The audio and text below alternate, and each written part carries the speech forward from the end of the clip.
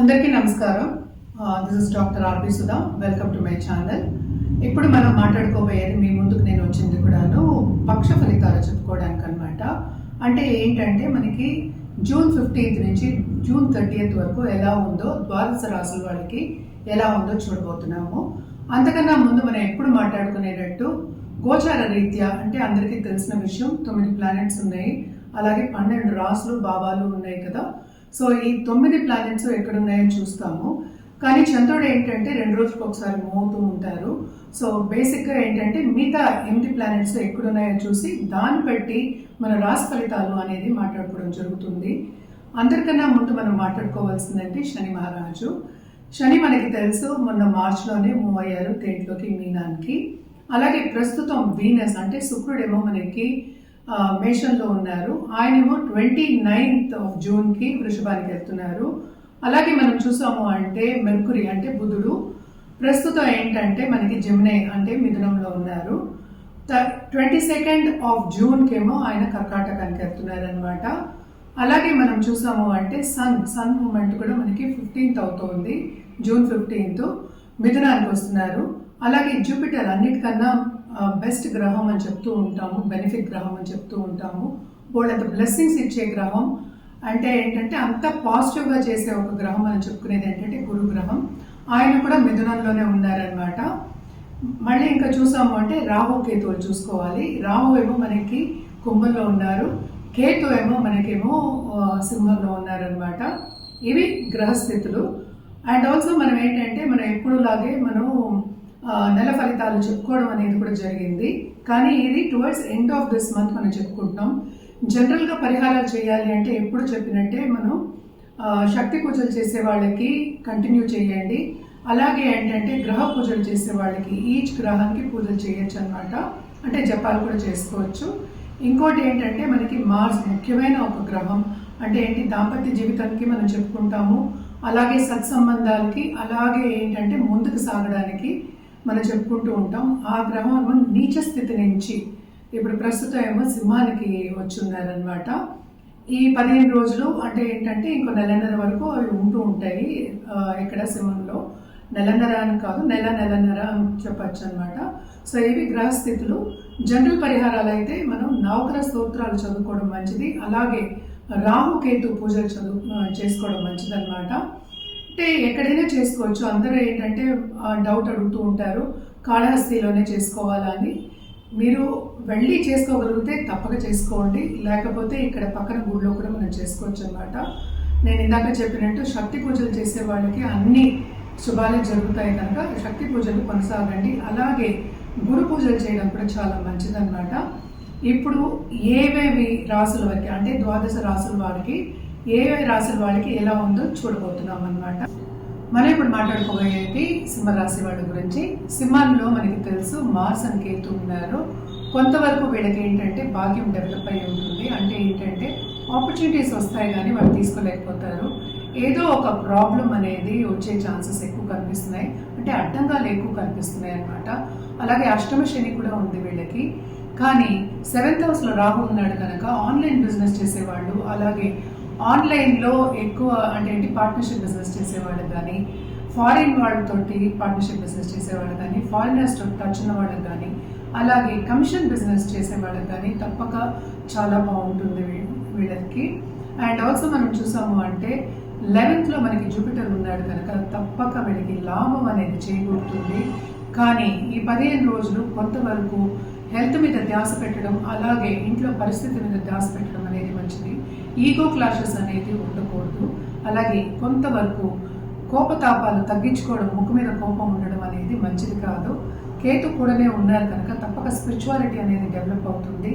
ఎక్కువ వీళ్ళు ఏంటంటే గుప్త సబ్జెక్ట్స్ అంటే ఏంటంటే మనము ఎప్పటికైనా చెప్పేది రిలీజియస్ సబ్జెక్ట్స్ లాగా ధార్మిక కార్యక్రమాలు, అలాగే ఏంటంటే ఆస్ట్రాలజీ, న్యూమరాలజీ, టారో రీడింగ్, లేకపోతే ఎనర్జీ మొడాలిటీస్, ఇవన్నిటి మీద మక్కువ చూపించడం అనేది జరుగుతుంది.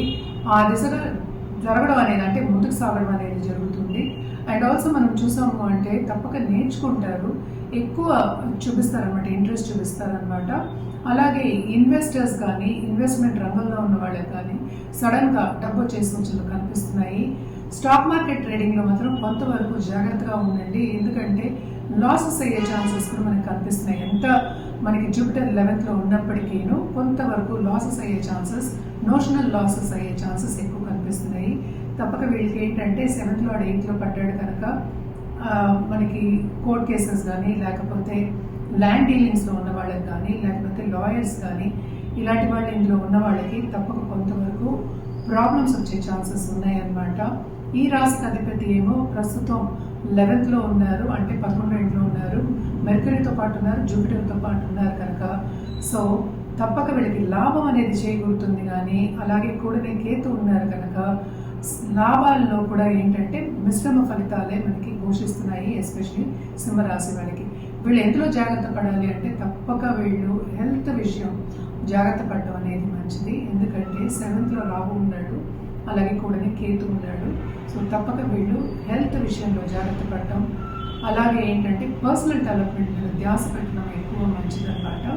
అంటే టైంకి తినడం కానీ, డైట్ చేయడం కానీ, అలాగే బయటకు వెళ్ళి ఎక్కువ తినకుండా, అంటే ఏంటంటే ఇష్టమైనట్టు తినకుండా, అంటే మితి మీరకుండా ఉంటే, వితిన్ లిమిట్లో ఉంటే మంచిదన్నమాట. ఎందుకంటే ఇన్ఫెక్షన్స్ వచ్చే ఛాన్సెస్ కూడా వీళ్ళకి ఎక్కువ కనిపిస్తున్నాయి ఈ 15 రోజుల్లోనూ. షార్ట్ టర్మ్ ట్రావెల్ అనేది కనిపిస్తుంది. అలాగే ఏంటంటే పెద్ద పెద్ద ఎంఎన్సీస్లో పనిచేసే వాళ్ళకి బాధ్యతలు అనేది ఎక్కువ ఉంటాయి, శ్రమ అనేది ఎక్కువ కనిపిస్తోంది. మనం పరిహారాల విషయానికి వస్తే కనుక తప్పక వీళ్ళు ఆదిత్య హృదయం చదువుకోవడం మంచిది సండే. అలాగే నవగ్రహ ప్రదక్షిణ చేయడం సండే మంచిదన్నమాట. ఒక గోవుకి ఆహారం పెట్టడం ఆ రోజు, ఎస్పెషల్లీ ఒక బనానా కానీ, లేకపోతే బెల్లంతో చేసింది ఏదైనా సరే పెట్టడం అనేది చాలా మంచిది. ఇవన్నీ చేసినప్పటికీ వీళ్ళకి ఫ్యూచర్ ఇంకా బాగుంటుంది. మనం జాతి రత్నాలకు వస్తే కనుక మనం ఎప్పటికైనా చెప్తూ ఉంటాము, రూబీ వేసుకోమని చెప్తూ ఉంటాం అనమాట. అలాగే మనం చూసామంటే కలర్ అంటే ఆరెంజ్, రెడ్ అనేది వీళ్ళకి ఎక్కువ చెప్తూ ఉంటాము. ఏదైనా వ్యక్తిగత జాతకం మీద ఆధారపడి ఉంటుంది. తప్పక వ్యక్తిగత జాతకం పరిశీలించుకుంటే మనం కరెక్ట్గా చెప్పడం అనేది జరుగుతుంది. కరెక్ట్ ఏంటంటే పరిహారం, రెమెడియల్ మెషర్స్ చెప్పడం అనేది జరుగుతుంది అనమాట. కొంతవరకు రాహు కేతు పీడన ఉంది కనుక రాహు కేతు పూజలు కంటిన్యూస్గా చేయించుకోవడం అనేది చాలా చాలా మంచిది. అండ్ ఆల్సో మనం ఎప్పుడూ చెప్తుందంటే శక్తి పూజలు చేసే వాళ్ళకి మనం అంత ఎక్కువ చెప్పము. సో శక్తి పూజలు చేసేవాళ్ళు కంటిన్యూ చేసుకోవచ్చు. ఫ్యూచర్లో ఇంకా బాగుంటుంది. మనం మాట్లాడుకునేది ఏంటి ఈ 15 రోజుల వరకే కదా. సో ఎవరైనా జాతకం పరిశీలించుకోవాలి అంటే కనుక కింద స్క్రోల్ అయ్యే నెంబర్కి సంప్రదించవచ్చు. మనం ఇప్పుడు జనరల్గా మాట్లాడుకుంటున్నాం, అంటే వెరీ షార్ట్ టర్మ్ మాట్లాడుకుంటాం, 15 రోజులకే మాట్లాడుకుంటాము. అలాగే ఏంటంటే మనం ఎప్పుడైనా మంత్లీ ప్రెడిక్షన్స్, అంటే నెల predictions, 15 days 2 weeks predictions, weekly predictions మాట్లాడుకుంటాం. అది కూడా రాశిని బట్టి మాట్లాడుకుంటున్నాము. సో రాశిని బట్టి మాట్లాడుకున్నప్పుడు మనం ఒకే ఒక గ్రహం గురించి మాట్లాడతాము. అంటే మిగతా ప్లానెట్స్ గురించి సత్సంబంధాలు చూసుకుని మనం మాట్లాడతాం అన్నమాట. కానీ కూడా ఏంటంటే ఎవరిదైనా సరే కరెక్ట్గా రెమెడియల్ మెషర్స్ ఇవ్వాలి, ఒక సొల్యూషన్ ఇవ్వాలి అన్నప్పుడు ఎప్పటికైనా సరే వ్యక్తిగత జాతకం పరిశీలించుకోవడం అనేది వెరీ ఇంపార్టెంట్. చాలామంది నన్ను అడుగుతూ ఉంటారు జెమ్స్ గురించి కూడా, జాతరత్నాల గురించి, అలాగే కలర్స్ గురించి కూడా. ఏదైనా సరే వ్యక్తిగత జాతకం మీదే ఆధారపడి ఉంటుంది. ఎందుకంటే అన్ని గ్రహాల పరిస్థితి మనం చూస్తాము, అలాగే లగ్నం కూడా చూస్తాం, అలాగే పీరియడ్, మెన్సురల్ దశా సిస్టమ్ కూడా చూస్తాం. ఇవన్నీ చూసినప్పటికీ ఏంటంటే మనం జాతకం పరిశీలించినప్పుడు కరెక్ట్ అయిన సొల్యూషన్ ఇవ్వడం అనేది జరుగుతుంది.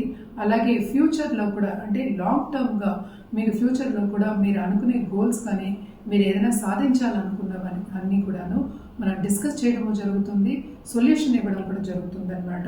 సో తప్పక వ్యక్తిగత జాతకం పరిశీలించుకోవాలి అంటే కింద స్క్రోల్ అయ్యే నంబర్కి సంప్రదించవచ్చు. అలాగే ఈమెయిల్ ఐడి కూడా సంప్రదించవచ్చు. అన్ని వివరాలు చెప్పడం అనేది జరుగుతుందన్నమాట. అలాగే అపాయింట్మెంట్ తీసుకుని అపాయింట్మెంట్ ఎప్పుడు అనేది చెప్పడం కూడా జరుగుతుంది. సో తప్పక కింద స్క్రోల్ అయ్యే నంబర్కి, ఈమెయిల్ ఐడికి సంప్రదించండి.